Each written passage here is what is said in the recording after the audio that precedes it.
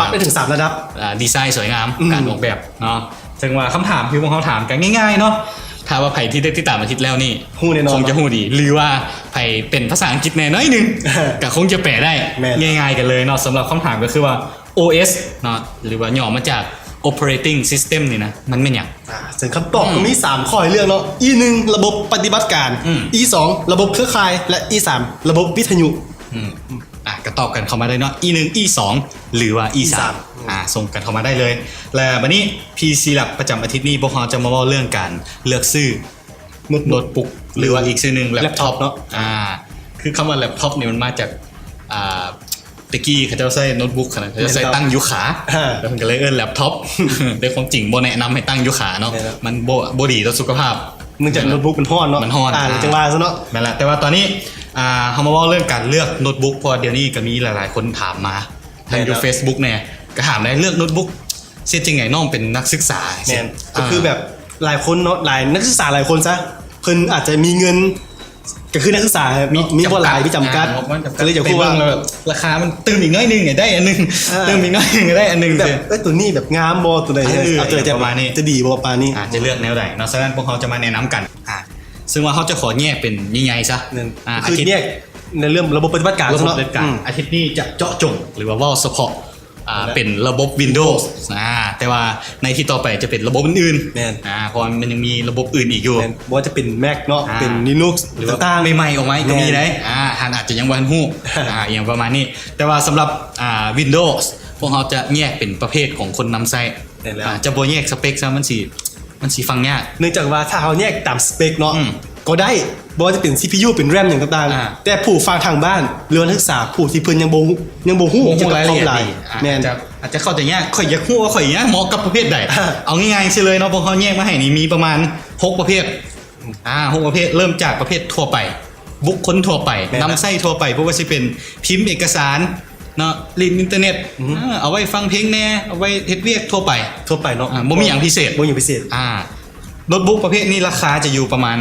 เริ่มต้นประมาณแถวๆ3 ล้านกีบ3 ล้านกีบไปซื้อได้แล้วเนาะไปหา4 ล้านหรือว่า5 ล้านอยู่ระหว่างนี้คันถามว่าทานอยากเอามาใช้เวียกทั่วไปซื้อก็บ่จำเป็นต้องซื้อแพงกว่านี้ซึ่งโน้ตบุ๊กพวกนี้มันจะเน้นอยู่ที่พวก CPU เนาะจะเป็นแบบหัวเดียวsingle core หรือว่าdual core เป็นแบบคันว่าเดี๋ยวปัจจุบันนี่ก็จะเป็นพวก i3 ข้อ i3 หรือว่าเป็น AMD แบบ A 350ว่า E 350พวกเอาท่อนประมาณนี้เนาะต่ำๆบ่จำเป็นต้องใช้อย่างไรประมาณ1กิกะไบต์2กิกประมาณนั้นเพราะมันกับโบแพงหลายฮาร์ดดิสก์กับประมาณ320หรือว่า250ก็ได้อย่างประมาณนี้ก็ถือว่าราคาประมาณนี้แหละเนาะกลุ่มนักศึกษาทั่วไปกลุ่มผู้ใช้เวียกของโครงการทั่วไปซื้อนี่บ่ต้องเอาเกินนี่หรอกเกินนี่ไปมันอาจจะเกินความจำเป็นของเขาก็คือเป็นโน้ตบุ๊กทั่วไปกายนั่นก็ไปเบิ่งเอาเรื่องการออกแบบมักยี่ห้อใดมักหน้าตาแบบใดไปลองเอาซึ่งตัวนี้ก็ขึ้นกับเจ้าของว่ามักในใดพวกเขาแนะนำให้บ่ได้สำคัญเนาะตัวนี้อย่าสู้ไปเบิ่งจากรูปแล้วมันงามต้องไปลองจับด้วยตัวเองเพราะบางทีเขาเห็นตัวจริงมันอาจจะบ่คืออยู่ซึ่งหากเขาจะไปขอลองตามห้างนี่ก็ได้เนาะคุณบ่ว่าอย่างแน่นอนแม้แต่พอคุณวางโซยอะไรวางแสดงก็มาต่อประเภทที่2อันนี้จะเป็นว่ามัลติมีเดียซึ่งไผที่มักบันเทิงเนาะบันเทิงต่างๆสิกาเลือกเป็นประเภทนี้ราคาที่เขาแนะนำก็จะอยู่ในช่วง5-7 ล้านประมาณ5-7 ล้านเท่านั้นเนาะ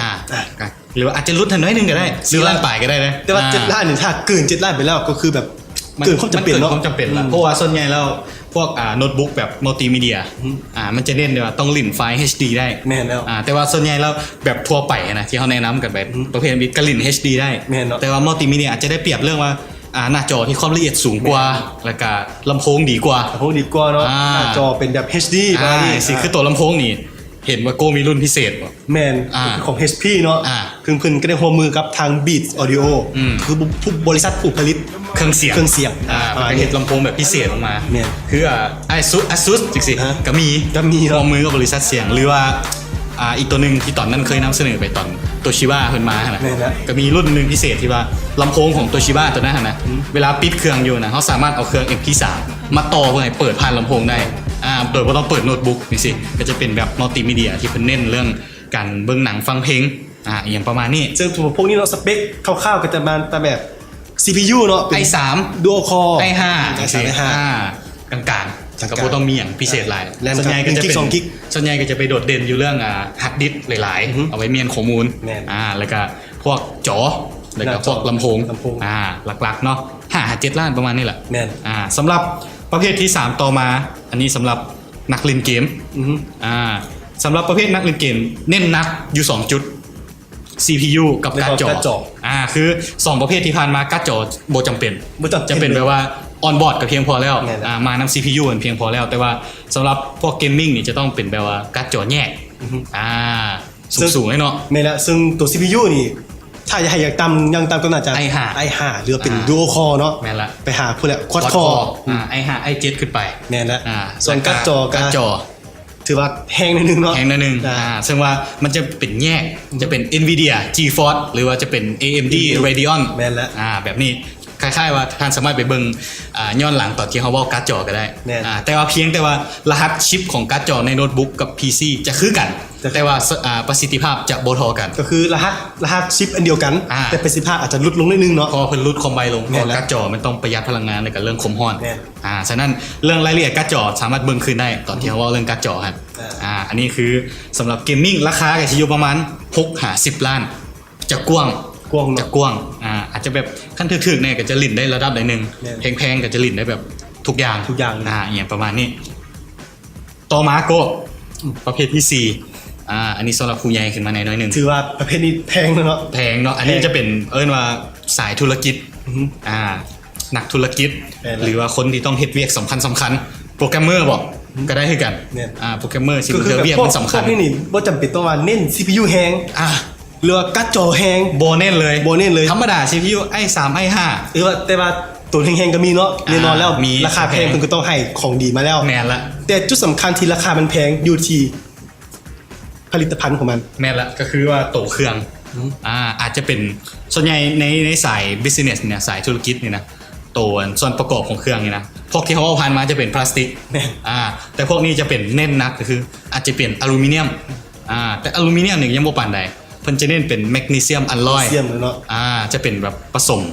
สาร ผสมกัน โลหะผสมกัน ก็คือ จะเห็นให้ได้ทั้งเบาได้ทั้งแข็งแรง ก็คือน้ำหนัก อ่า เบาเวลาเขาพกพาไปใส่สะดวก แมนละเพราะบิสเนสเนี่ยต้องแบบไปประซุมไป แม่นแล้ว เอียงตลอดจังซี่ แล้วก็แต่ว่าเวลาถึกกระทบนี่ จะทน จะทน โดยเฉพาะตัวบอล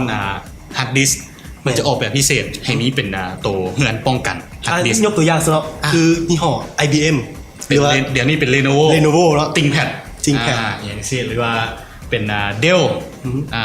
ในพวก Latitude แม่น Dell Latitude นี่ก็เป็น business หรือว่าพวกToshiba Prodigy แม่น อย่างประมาณนี้ก็ถือว่าโอ้มีหลายแบบให้เลือก คือไผจะซื้อระดับนี้นี่อาจจะ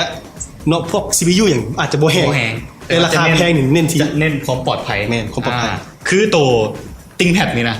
Lenovo เพิ่นประกันเลยนะโน้ตบุ๊กนี่นะให้รถบรรทุกนี่นะ เหยียบ 10 ล้อนะเหยียบ แต่ว่าฮาร์ดดิสก์จะบ่เป็นหยัง ก็ค่ายแบบว่าบ่แม่นมาเหยียบแล้วบ่เพเนาะเพเนาะ โน้ต แต่ บุ๊ก พอ พัน เพ เพแต่ว่าฮาร์ดดิสก์จะบ่เป็นหยัง แต่ว่าข้อมูลขนาด อ่า ที่ทันเพราะว่าพวกที่ผู้ที่เฮ็ดธุรกิจเนาะข้อมูลเป็นสิ่งสำคัญที่สุด อืม ฉะนั้นเพิ่นบ่ให้ข้อมูลเฮาสูญหาย แม่น ฉะนั้นราคาตัวนี้ก็จะแพงแน่จะประมาณเริ่มจาก8ล้านไปหาพุ่นแหละ10กว่าล้าน15ล้าน แพงหลายเนาะพวก แพ นี้ งตัวนี้ประมาณนี้ แต่ว่ามันก็คุ้มค่าสำหรับนักธุรกิจ แน่แล้ว เพราะว่าคือThinkPadนี่นะใช้10 ปีมันก็ยังบ่เพ ยังใส่ได้คือ เอาง่ายๆซะซื้อเธอเดียวใช้เป็นหลายๆปีเลย อย่างประมาณนี้ต่อมาก็จะเป็นประเภทนักออกแบบ นักออกแบบอันนี้ก็ ตัวนี้จะจุดพิเศษก็คือ CPU แฮง CPU ต้องไว การ์ดจอก็สูงนิดนึง การ์ด เนาะ จออาจจะโบปันไหน อาจจะ โบ บ่ เน้น ปา ปั น น ไห ไห น นแต่ว่าเน้น CPU ไปก่อน แล้วก็เรื่องหน้าจอนี่ความละเอียดของหน้าจอ ต้องสูง สูงหลาย เพื่อว่าให้มันเฮ็ดเวียกได้ดี แม่น แล้วก็อาจจะขนาดหน้าจอเอาใหญ่แน่ อาจจะขนาด15นิ้วขึ้นมาเนาะ หรือว่า 17 นิ้ว 17 นิ้วเพราะว่าเฮ็ดออกแบบมันต้องมีพื้นที่หน้าจอหลาย แม่นแล้ว อย่างประมาณนี้ซึ่งว่าประเภทนี้ก็เน้นนักมันจะมีบางรุ่นที่เพิ่นออกแบบพิเศษเป็นจอ IPS จอ IPS ซึ่งว่ามันจะให้สีที่ดีกว่า แม่นแล้ว ดีกว่าจอแบบธรรมดา แล้วก็จะแพงเนาะสำหรับสายออกแบบนี้ราคาจะอยู่ประมาณ6ล้าน55ล้านกีบกว้างๆกัน ก็คือกว้างเลย คันแบบพวก10กว่าล้านนี่จะเป็นแบบว่ามีความสามารถพิเศษ แม่น อย่างประมาณนี้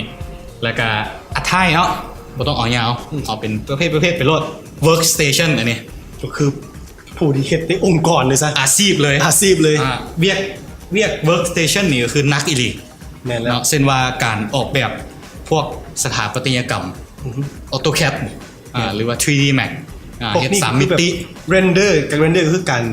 ประมวลผล ประมวลผล ภาพออกมาหั่น ดนเนาะต้องใช้เวลาดน ต้อง หลาย ใช้เวลาดนฉะนั้น CPU พวกนี้จะเป็นรุ่นสูงเลย สูงเลย ถ้าเป็นในสาย Intel อาจจะเป็นพวก i7 จะเป็นพวก Xeon พวกซีออนก็คือ พวกในเซิร์ฟเวอร์คน เน้นประสิทธิภาพในการประมวลผลโดยเฉพาะ แม้ละขั้นว่าเป็นพวกAMD เนาะก็จะเป็น Opteron แม่น จะบ่มีและ Athlon อีกอย่างนี้บ่มีแล้วจะเป็น Opteron พวกนี้จะเป็นบ่ค่อยได้ยินกันทั่วไป จะเป็น workstation เนาะจะเป็นเวียกหนักๆยกเว้นผู้ที่ต้องการเคลื่อนที่จึงใช้ผู้ที่เวียกหนักๆแต่ต้องการเคลื่อนที่จึงใช้เพราะว่า คือแบบมักไปนี่ไปหันประซุมนี่ไปซัมเมอร์ ต้องได้ แต่ว่าผู้ที่เฮ็ดเวียกแบบนี้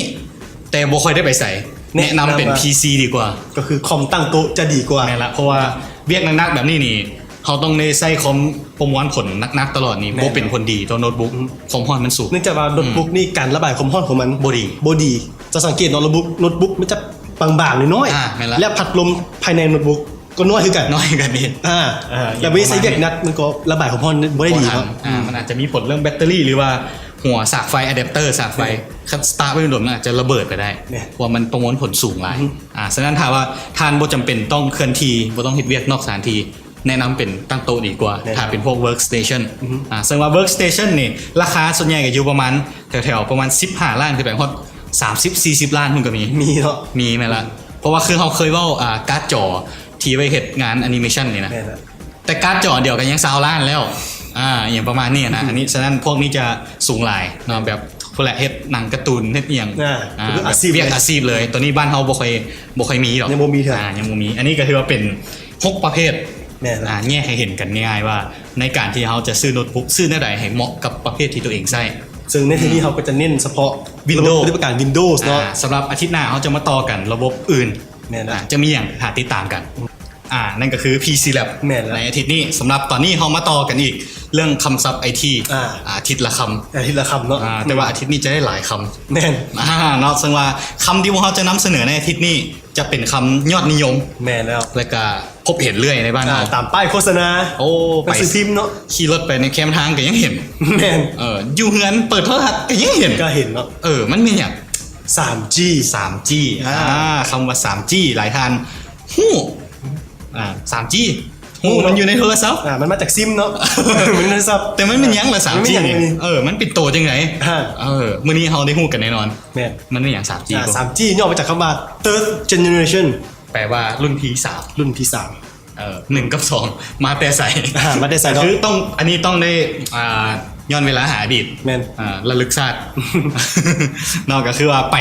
ทำอีทสมัยทำอีทตะกี้กี้เขาใช้โทรศัพท์เขาเอิ้นว่าโทรศัพท์เฮือนเนาะ แม่น เป็นแบบสาย 3คือแบบตั้งโต๊ะเนาะ ตั้งโต๊ะสายอันนั้นคือที่เขาฮู้กันดีต่อมาจึงเริ่มมีโทรศัพท์มือถือ แม่น เข้ามาอันนั้นเขาเจ้าเอิ้นว่ายุคทำอิฐหรือว่า first generation ก็คือยุคทับอิฐ 1G มือถือ 1G สมัยนั้นมือถือเฮ็ดอย่างได้บ่หลายมีได้ว่าเสียงโทรหากันได้แล้วก็ข้อความเอิ้นว่า text message แม่นแล้ว ข้อความสั้นส่งไปหากันได้เท่านั้น เท่านั้นเนาะ 1G เฮาฮู้กันดีตะกี้เขาเอิ้น GSM อหย่างเนี้ย ระบบ GSM อหย่างครับต่อมาเพิ่นจึงพัฒนามาเป็น second generation ยุคที่2 ยุคที่2 เนาะยุคที่2 2G 2G 2G ตอนนี้มีแบบพัฒนาขึ้นจากที่ว่าส่งได้แต่ข้อความกับเสียงส่งรูปได้ แม่น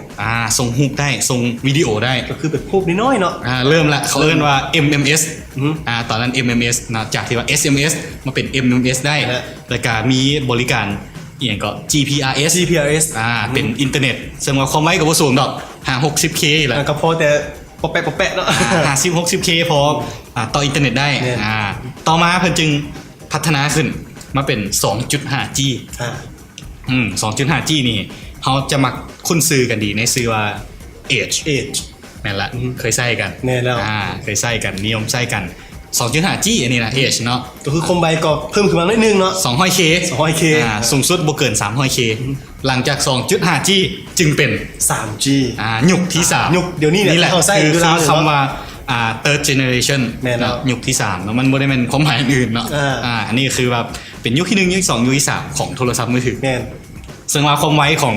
3G นี่จะอยู่ที่สูงสุด